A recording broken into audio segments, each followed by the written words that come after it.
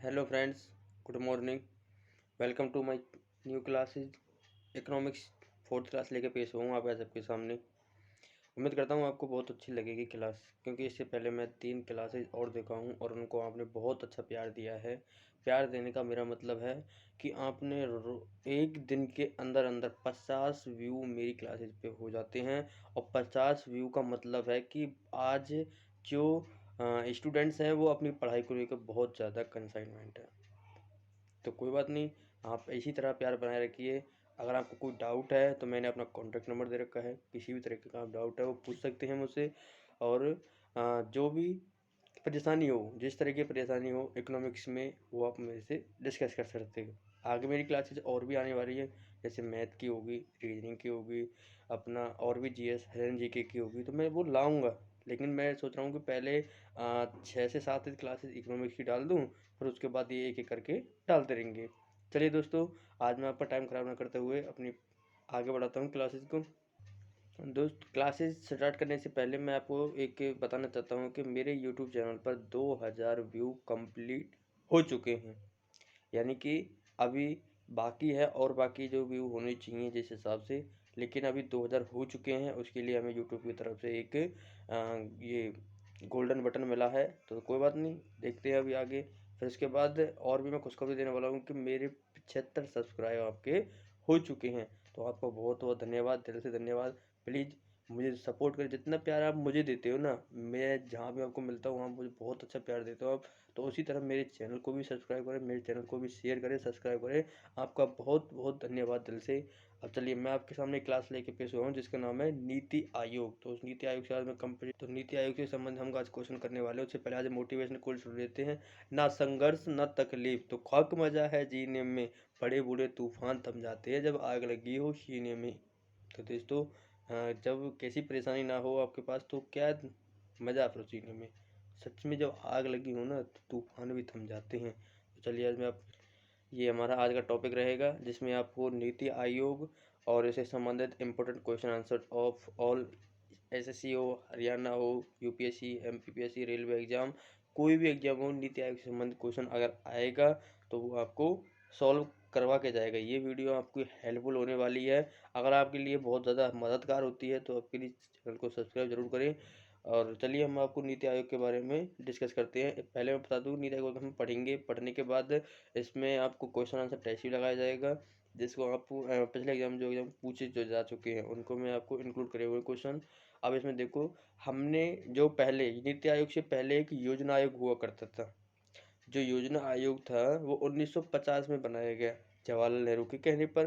तो योजना आयोग जो था उसको कुछ जैसे हमने योजना आयोग है, तो हमारी जो पंचवर्षीय योजना हमने जो ली गई है वो पंचवर्षीय योजना चली हुई। तो पंचवर्षीय योजना जो चालू हुई थी वो 5 साल के लिए बनती थी, जो कि हमने जिस देश से ली है ना, हमने ली यूएसए से। तो सॉरी, माफ़ी चाहता हूँ आपसे, हमने ली यूएसएसआर से, यानी कि रूस से ली थी। और वहाँ से जो पंचवर्षीय योजना बनती थी वो 7 साल की बनती थी। समझ आया? हमारे यहाँ 5 साल की बनती थी, जिस देश से ली वहाँ 7 साल की योजना बनती थी, उसे बोलते पंचवर्षीय योजना। तो हमने योजना आयोग गठन किया। योजना आयोग के अंतर्गत कुछ 12 योजना ही कंप्लीट हो चुकी है, यानी कि 12 पंचवर्षीय योजना ही कंप्लीट हो चुकी थी। फिर उसके बाद हमने वो समाप्त कर दी, और उस समाप्त होने के बाद नीति आयोग आपके सामने पेश हो गया। चलिए, आज नीति आयोग को ही हम पढ़ने वाले हैं। सबसे पहले हम योजना आयोग की कुछ बातें जानते हैं। योजना आयोग को इंग्लिश में बोलते हैं प्लानिंग कमीशन।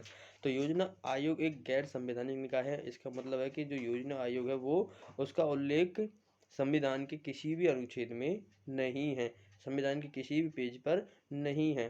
तो योजना आयोग की स्थापना 15 मार्च 1950 को की गई थी, जो कि जवाहरलाल नेहरू की अध्यक्षता में हुई। अब योजना आयोग के 2 फंक्शन होते हैं। योजना आयोग के कौन कौन से 2 फंक्शन हैं उनको जान लीजिए। एक तो है पंचवर्षीय योजना बनाना, फिर दूसरा है उसका राज्य और मंत्रालय को वित्त का आवंटन करना। आज आप देखेंगे कि जो पैसा बांटता है वो कौन बांटता है? वित्त मंत्री, वित्त मंत्रालय। तो जो पैसा डिवीजन करता है ये करते हैं। लेकिन उससे पहले क्या हुआ करता, जब हमारा देश आज़ाद हुआ तो उस समय हमने योजना आयोग बनाया, और योजना आयोग बनाने से पंचवर्षीय योजना बनी। पंचवर्षीय योजना और राज्यों को मंत्रालय को वित्त का आवंटन करना, ये योजना आयोग का काम हुआ करता था। तो योजना पंचवर्ष योजना में कितनी योजनाएं बन के तैयार हुई थी हमारे सामने? 12 पंचवर्ष योजना शुरू हुई थी। जो लास्ट पंचवर्ष योजना थी वो 2012 और 2017 तक थी। इसी को ख़त्म करके फिर हमने एक नीति आयोग बना चुके हैं। अब प्लानिंग कमीशन देखो, आपको ये दिख रहा होगा, ये कुछ व्यक्ति बैठे हुए हैं जो कुछ टेबल पे जो अपना डिवीजन कर रहे हैं कि आपको किसको किस तरीके का पैसा देना है, किसको कहाँ पैसा लगाना है। ये ऐसा एक काम हुआ करता था। ये आपको हाथ दिख रहे हैं जो पैसा डिवीजन कर रहे हैं, लेकिन नीति आयोग में पैसा डिवीजन नहीं होता। उसका काम तो सीधा वित्त मंत्रालय और वित्त मंत्री के द्वारा ही किया जाता है। अब हम नीति आयोग की बात करते हैं, जिसके हमने लेक्चर बनाया है। तो नीति आयोग भी कैसे संवैधानिक है? एक गैर संवैधानिक निकाय है। नीति आयोग की जो फुल फॉर्म है वो है national Institute for Transforming India, राष्ट्रीय भारत परिवर्तन संस्थान। It is a very important question, क्योंकि नीति आयोग की फुल फॉर्म कई बार पूछ ली जाती है। अब नीति आयोग की स्थापना कब हुई थी? 1 जनवरी 2015 को इसकी स्थापना हुई है और इसका हेडक्वार्टर दिल्ली में है, यानी कि दिल्ली में है। और भारत सरकार का ये एक मुख्य थिंक टैंक कहलाता है, यानी कि भारत सरकार के सोचने का और उसको कुछ सुझाव देने का एक टैंक कहलाता है। ठीक है। अब इस नीति आयोग का प्राथमिक कार्य क्या है? यानी कि नीति आयोग को सबसे पहला काम क्या है कि सामाजिक व आर्थिक मुद्दों पर सरकार को सलाह देने, ताकि सरकार ऐसी योजना का निर्माण करे जो लोगों के हित में हो। ये नीति आयोग का पहला काम माना जाता है। तो नीति आयोग का पहला काम कौन सा होगा कि सामाजिक और आर्थिक मुद्दों पर सरकार को सलाह देने का काम नीति आयोग का होता है। फिर उसके बाद यहाँ आप देखेंगे कि नीति आयोग में कुछ व्यक्ति अपना डिस्कशन कर रहे हैं कि किसको कितना या फिर कहाँ कैसी प्लानिंग बनानी है, या फिर कैसे यहाँ पे उसको थिंक टैंक के रूप में यूज किया जाता है। तो नीति आयोग के आगे बात करते हैं, नीति आयोग के कितने हब होते हैं? ये क्वेश्चन आपको, आप जब नीति आयोग पता ना, देखो नीति आयोग बुक में हर जगह मिलेगा, ऐसी बात नहीं मिलेगा। लेकिन नीति आयोग में मैंने बुक पढ़ी है तो मुझे बुक में ये कंसेप्ट नहीं दिखाई दिया। तो इसलिए नीति आयोग को कितने हब माने जाते हैं? 2 हब माने जाते हैं। एक तो है टीम इंडिया हब और एक है नॉलेज एंड इनोवेशन हब। अब टीम इंडिया हब क्या करता है? राज्य और केंद्रों के बीच समन्वय स्थापित करना। अब ये समन्वय क्या होता है? आप देखना, जम्मू कश्मीर हो गया और एक हमारा हरियाणा हो गया।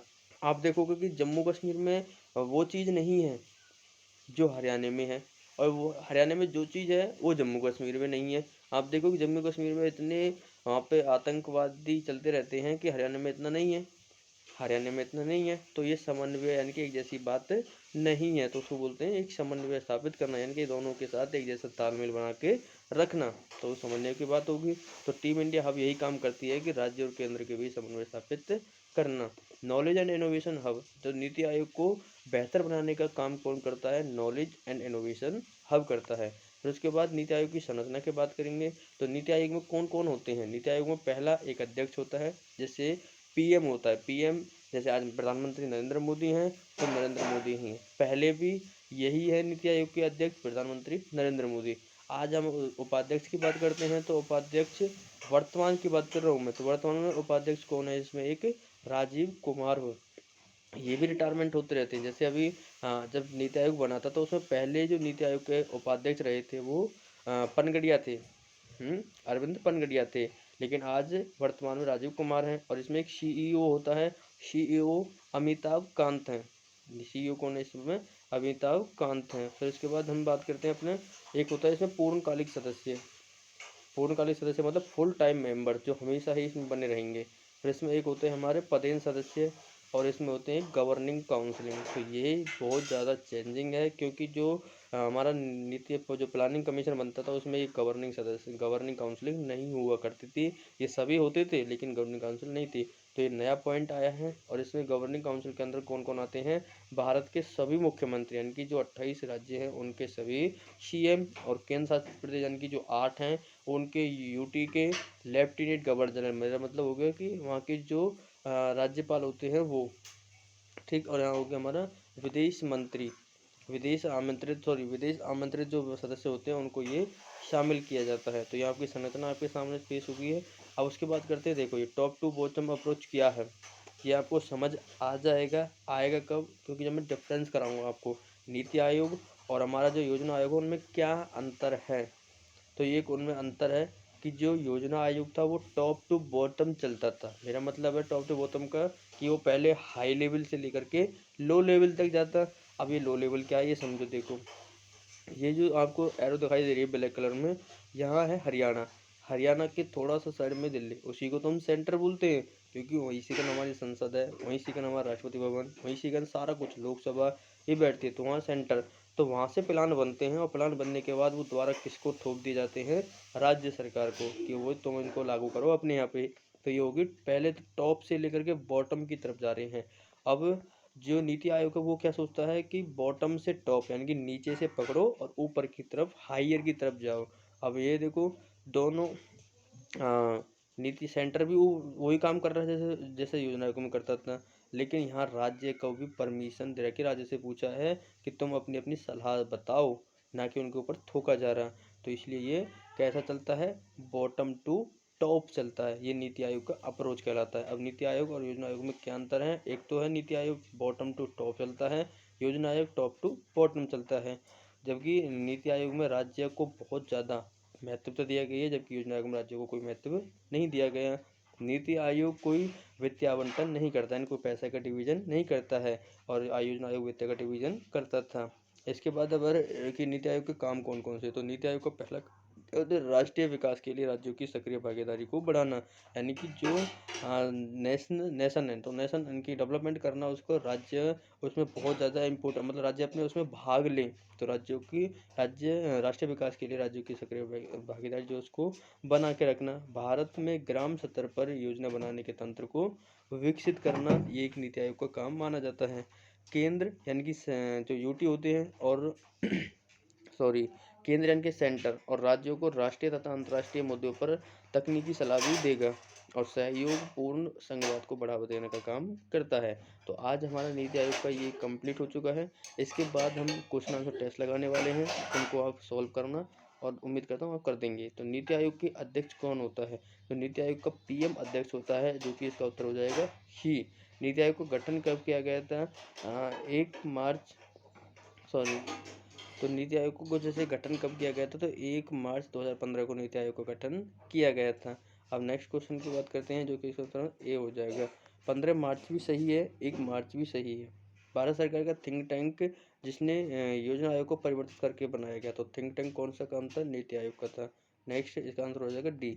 अब नीति आयोग के सीईओ कौन है, वर्तमान में कौन है, अमिताभ कांत, तो इसका उत्तर हो जाएगा ए। नीति आयोग के वर्तमान उपाध्यक्ष कौन है, तो नीति आयोग के वर्तमान उपाध्यक्ष हमारे राजीव कुमार, जो कि उत्तर हो जाएगा इसका डी। पहले जो नीति आयोग के उपाध्यक्ष पूछे थे वो अरविंद पनगड़िया हुआ करते थे। अब नीति आयोग का पूरा नाम क्या रखा गया है, तो नीति आयोग का जो पूरा नाम रखा गया है वो National Institute for Transforming India. तो जो नीति आयोग का पहला हो गया हमारा उत्तर number 1, National Institute for Transforming India.